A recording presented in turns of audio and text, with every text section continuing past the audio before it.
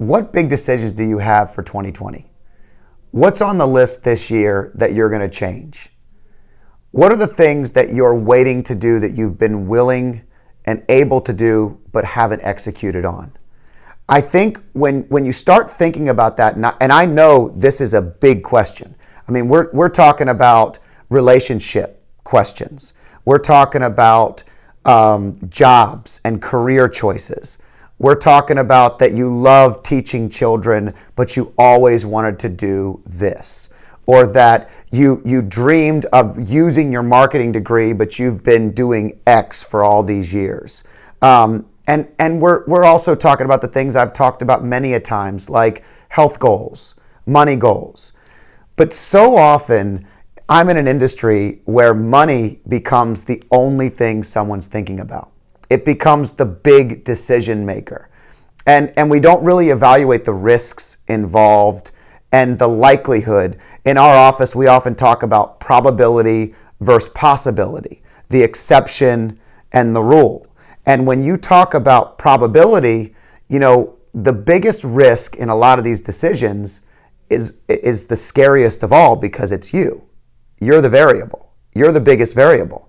And when you're sitting down making a decision on the future of whatever it may be, what you're really nervous about, what I'm usually very nervous about, humbly, I sit in the same position as many of you in making big decisions all the time. But what it comes down to is I'm betting on myself. I have to figure out individually, am I going to be up to this task? And then I start to evaluate all the other things. I look at the time, because time is more valuable than money. Where we spend our time is really where we're giving our love. And if I'm giving my love to something that I shouldn't be doing, I'm giving all my time to something I shouldn't be giving my time to. And when I start to evaluate that, that's really the thing in the back of our head that's driving us to make a change, because we know it. We feel it. I always go through an exercise every year.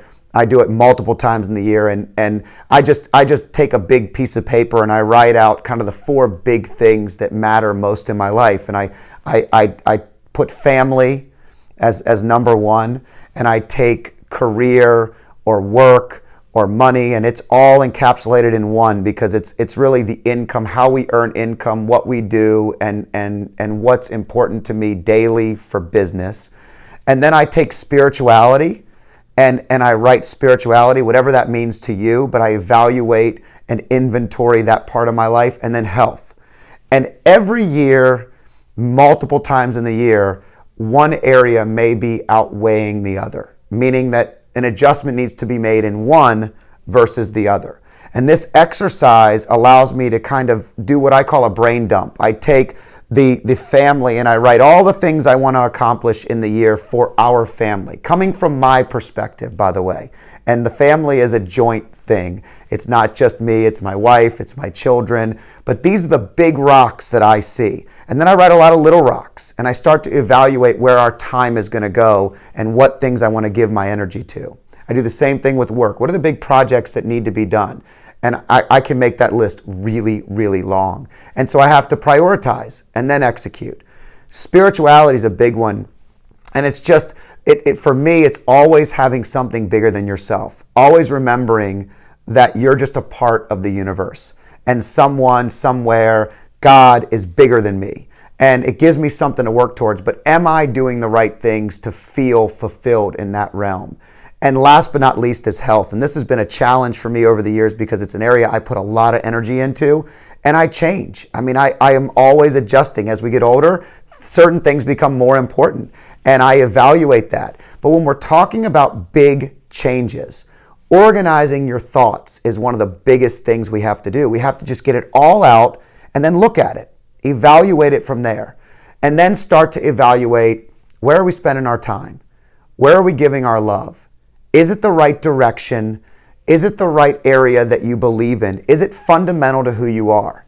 And are you fulfilled in those 4 areas? Are you feeling leaning in one direction or another?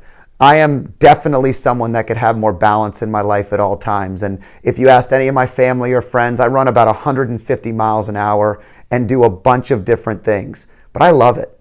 And so what I do is I have to evaluate on a regular basis because I want to make sure that even though I'm leaning hard into one direction, that I never get too far over to miss what's most important or to miss what I love the most.